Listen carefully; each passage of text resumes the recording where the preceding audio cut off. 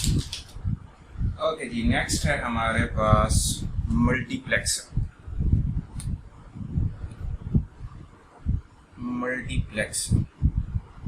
Multiplexer क्या करता है? मल्टीप्लेक्सर एक ऐसा सर्किट है जिसमें हम मल्टीपल इनपुट्स में से किसी एक इनपुट को आउटपुट के साथ कनेक्ट करते हैं।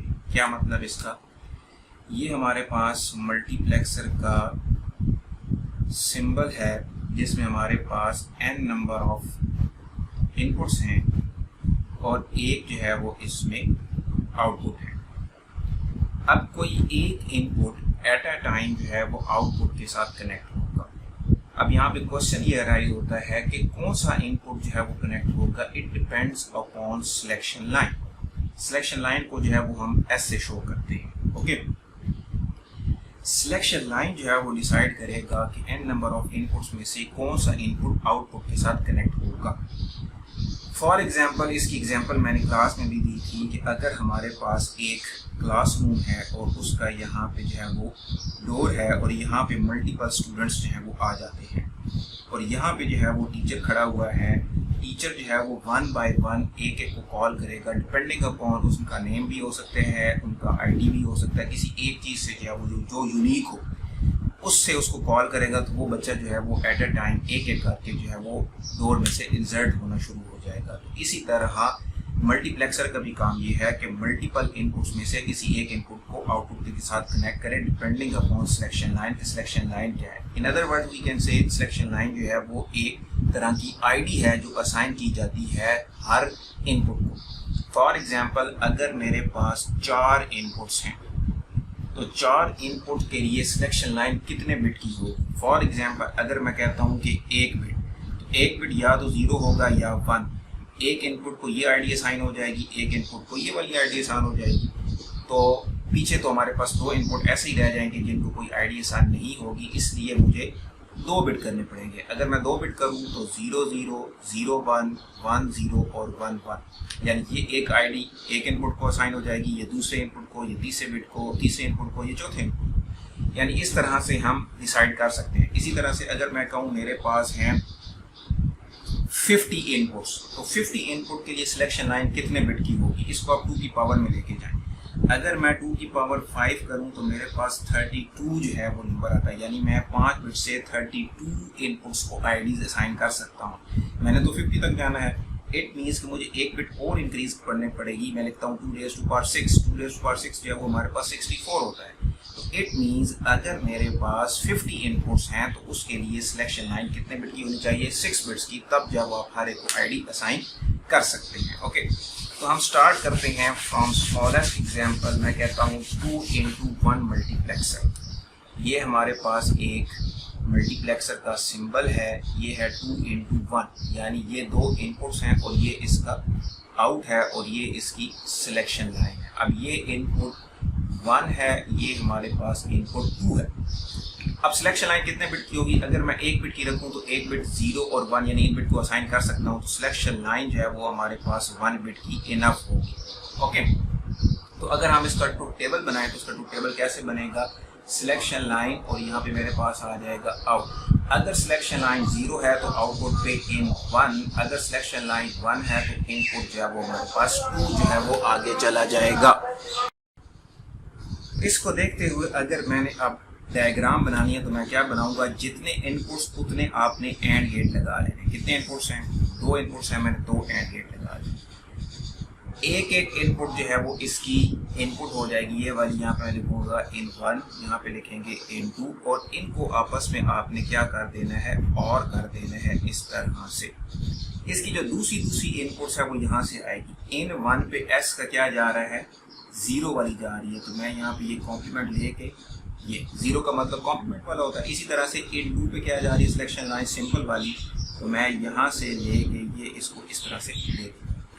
अभी हम ये नहीं डिसाइड कर रहे कि इनपुट 1 पे क्या है, इनपुट 2 पे क्या है। हम यहाँ पे देख रहे हैं कि कैसे जो है वो इनपुट सिलेक्ट होता है आउटपुट। जैसे फॉर एग्जांपल, अगर मैं कहता हूँ S इज इक्वल टू 0, 0 का क्या मतलब है कि ये 0 इधर जाएगा, इधर जाएगा, इधर जाएगा 0। इस 0 की वजह से ये यहाँ पे ये 0 चला गया। इस 0 को ये जो नॉट गेट है ये 1 कर देगा, यहाँ पे 1 1 और डॉट एंड 1 n1 प्लस 0, तो हमारे पास क्या चला जाएगा n1। इस तरह से ये आगे जो है वो ट्रेवल करेगा। ये हमने सिंपलेस्ट एग्जांपल देखी 2 into 1 की। अब हम देखते हैं 4 into 1 की। 4 into 1,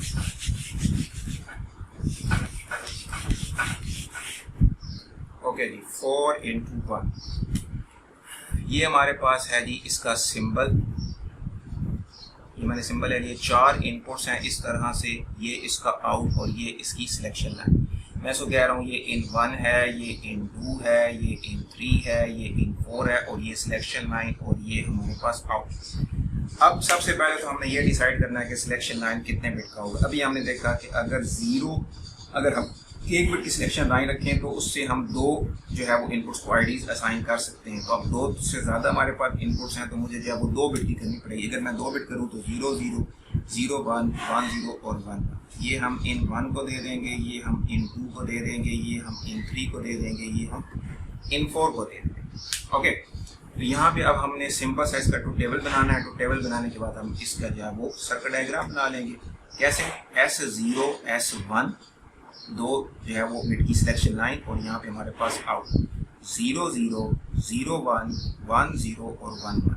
0 0 पे आउट 1 पे हमें क्या मिलता है इन 1, 0 1 पे इन 2, 1 0 पे इन 3, 1 1 पे इन 4। अब इसको देखते हुए मैं इसकी सर्किट डायग्राम बनाने लगा हूँ। यहाँ पे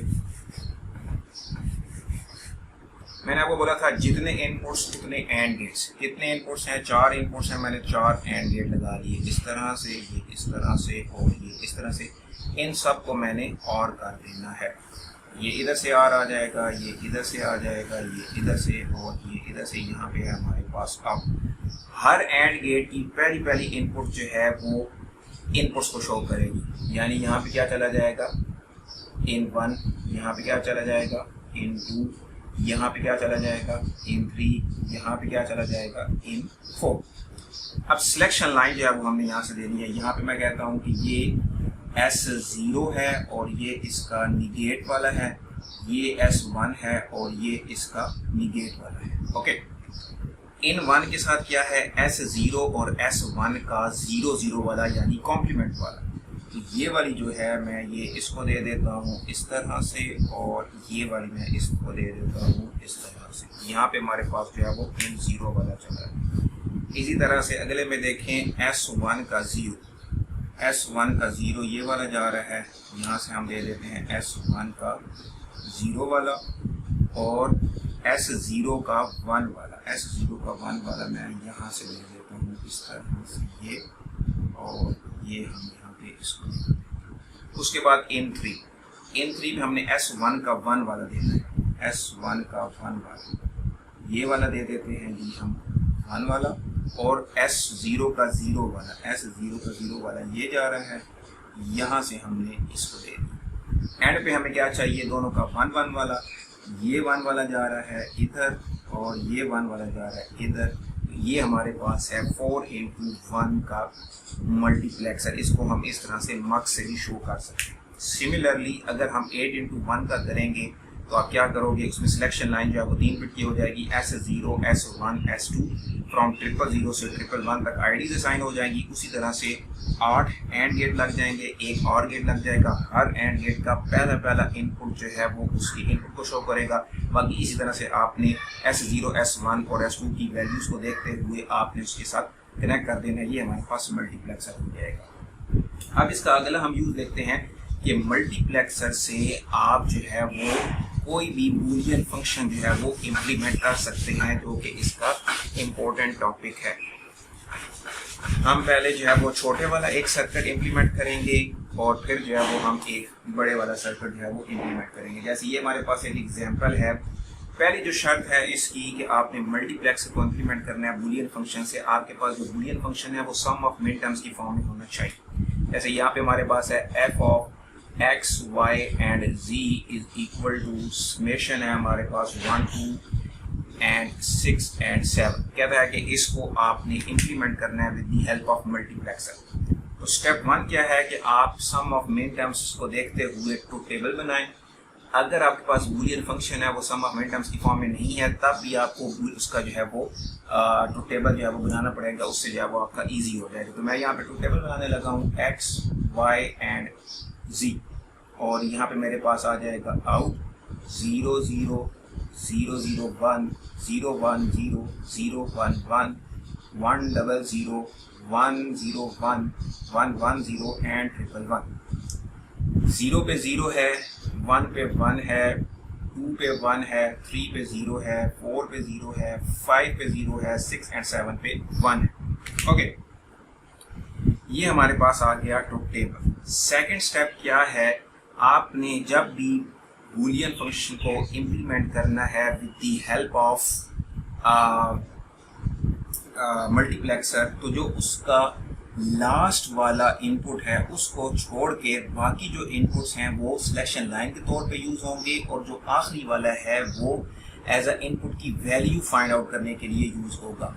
अगर हम z का कॉलम देखें, अब चूँकि इसका लास्ट वाला जो है वो z है, z का लास्ट कॉलम जो है, ये इनपुट का लास्ट कॉलम z है, ये 0 1 0 1 की फॉर्म में है, तो इट मीन्स अगर मैं यहाँ पे जो z प्राइम वाले हैं वो सेपरेट कर लूँ और z वाले जो है वो सेपरेट कर लूँ, तो कौन कौन सी मिन टर्म आएगी। आप देख लें कि जो z प्राइम है वो min term 0, min term 2, min term 4, min term 6 पे है, यानी इवन वाले जो हैं वहाँ पे हमें z प्राइम मिल रहा है, और जो ऑड वाली मिन टर्म्स है वहाँ पे हमें 1 मिल रहा है।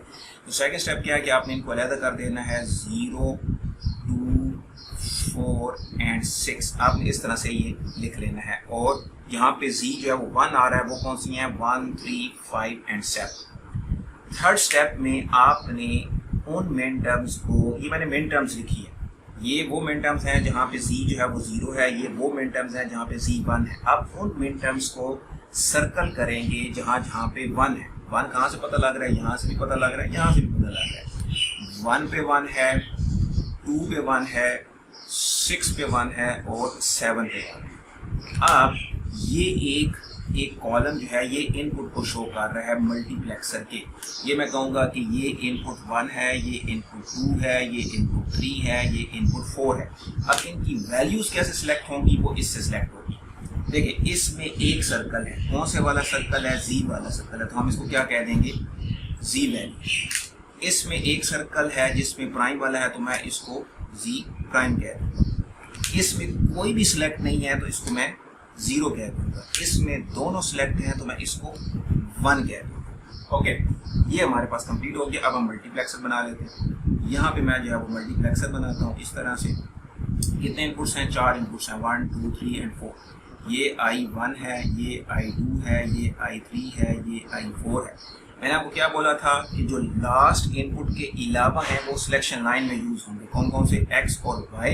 इसको मैं बोल दूंगा S0 और S1। अगर इसको इस तरह से लिख लें या इस तरह से लिख लें, एक ही बात है, X Y इस तरह से कर देते हैं, और S0 और S1 बुक तो मैं फॉलो करना चाह रहा हूँ इस तरह से, ये आ गया, ये आउट आ गया। I1 पे वैल्यू क्या है, Z। I2 पे क्या वैल्यू है, Z प्राइम। I3 पे क्या वैल्यू है, इस पे हमारे पास है 0, और I4 पे क्या वैल्यू है, 1।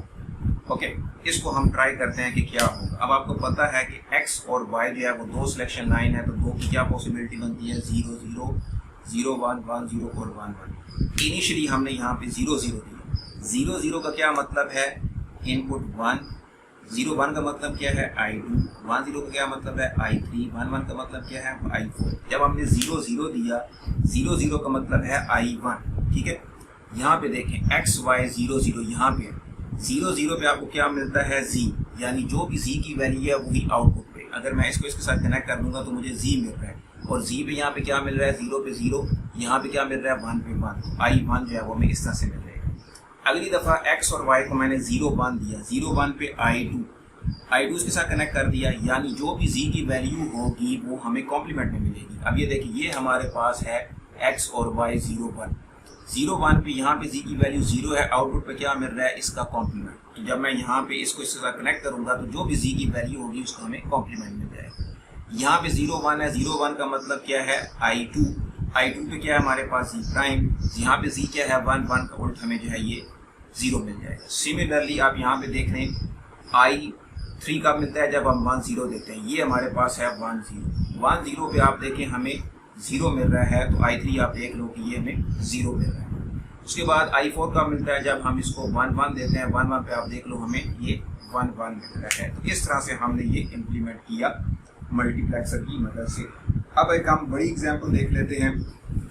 नेक्स्ट एक और एग्जांपल हमें बुक वाले ने दी है, वो हम देख लेते हैं। वो कहता है f is equal to f of ABCD दिया हुआ है। ABCD is equal to summation क्या क्या दिया हुआ है जी, 1 3 4 11 12 1 3 4 11 12 13 14 एंड 15। ओके, सबसे पहला स्टेप हमने ट्रूथ टेबल बनाना है। मैं यहाँ A B C and D यहाँ पे आ जाएगा हमारे पास आउट 1 2 3 4 5 6 7 8। उसके बाद 1 2 3 4 5 6 7 एंड 8। उसके बाद 1 2 3 4 5 6 7 8 1 2 3 4 5 6 7 8 0 0 1 1 0 0 1 1 0 0 1 1 0 0 1 1 0 1 0 1 0 1 0 1 0 1 0 1 0 1 0 1। अच्छा जी, 0 पे 0 है, 1 पे 1 है, यहाँ से देख के बना रहा हूँ। 2 पे 0 है, 3 पे 1 है, 4 पे 1 है, 11 किधर बनता है जी, 9 10 11 पे 1 है, 12 पे 1 है, 13 पे 1 है, 14 पे 1 है, 15 पे 1 है, बाकी जगह पे 0 0 0 0 0 0 एंड 0। ओके जी, ये हमने ट्रूथ टेबल बना लिया। ट्रूथ टेबल बनाने के बाद मैंने आपको कहा था कि जो लास्ट वाला इनपुट है वो इनपुट की वैल्यू बनाने के लिए यूज़ होगा और जो रिमेनिंग है वो आपकी सिलेक्शन लाइन के तौर पर यूज़ होगा। तो यहाँ पे हमारे पास लास्ट में D है, तो मैं यहाँ पे D प्राइम वाली जो मेन टर्म्स हैं वो अलग कर लेता हूँ, जो D वाली है वो मेन टर्म्स अलग कर लेते हैं। हमने अभी पिछले एग्जाम्पल में देखा कि जहाँ पे मेन टर्म्स इवन की फॉर्म में है वहाँ पे आपको प्राइम मिलेगा और जहाँ पे ऑड की फॉर्म है वहाँ पे 1 मिलेगा। तो मैं यहाँ पे लिख लेता हूँ 0 2 4 6 8 10 12 और यहाँ पे हमारे पास 14।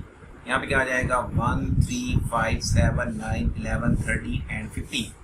अगला स्टेप क्या था, आपने सर्कल करना है जहाँ जहाँ पे 1 है। एक हमारे पास 1 पे 1 है, 3 पे 1 है, 4 पे 1 है, 11 पे 1 है, 12 पे 1 है, 13 पे 14 पे एंड 15। हर कॉलम इनपुट को शो करेगा। ये इनपुट 1, ये इनपुट 2, ये input 3, input 4, input 5, input 6, input 7 and input 8। यानी हमारे पास मल्टीप्लेक्सर कौन सा वाला यूज होगा, 8 × 1। 8 इनपुट्स होंगे और सिलेक्शन लाइन कितने बिट्स की होगी, 3 बिट्स की होगी। वो कौन कौन सी है, A, B और C। अब इनकी वैल्यूज लिख देते हैं। इसमें D वाला जो 1 वाला है वो सिलेक्ट हो रहा है, इसलिए मैं यहाँ पे D लिख दूंगा। यहाँ पे भी D सिलेक्ट हो रहा है, यहाँ पे प्राइम वाला सिलेक्ट हो रहा है B प्राइम। यहाँ पे कोई भी सिलेक्ट नहीं हो रहा 0, यहाँ पे कोई भी सिलेक्ट नहीं हो रहा 0, यहाँ पे एक सिलेक्ट हो रहा है D वाला, तो मैंने D लिख दी। यहाँ पे दोनों सिलेक्ट हो रहे हैं 1, यहाँ पे दोनों सिलेक्ट हो रहे हैं 1। ओके, अब जो है वो हम इसकी डायग्राम बना लेते हैं। कैसे, हमारे पास जो है वो 8 × 1 का रिक्वायर्ड है। मैंने यहाँ पे 8 × 1 का मल्टीप्लेक्सर ले लिया। पहले और दूसरे पे हमने D1 देना है। ये हमारे पास आ गया 1 और 2, यहाँ पे मैंने क्या दे दिया D। उसके बाद तीसरे पे क्या चाहिए, D प्राइम। मैंने यहाँ से एक कॉम्प्लीमेंट लेके ये दे दिया। ये मेरे पास 1 है इनपुट, ये 2 है, ये 3 है। उसके बाद 4 और 5 पे 0 है, 4 और 5 पे 0 है। 6 पे फिर D है, ये मेरे पास 6 आ गया, इस पे D है। 7 और 8 पे 1 है, यहाँ पे हमारे पास होगा 7 और 8, ये हमारे पास 1 है। यहाँ पे हमारे पास 3 इनपुट्स आ जाएंगे, कौन कौन से, X Y। यहाँ पे A B C है, ये हो जाएगा A B और C। यहाँ पे हो जाएगा S0 S1 एंड S2।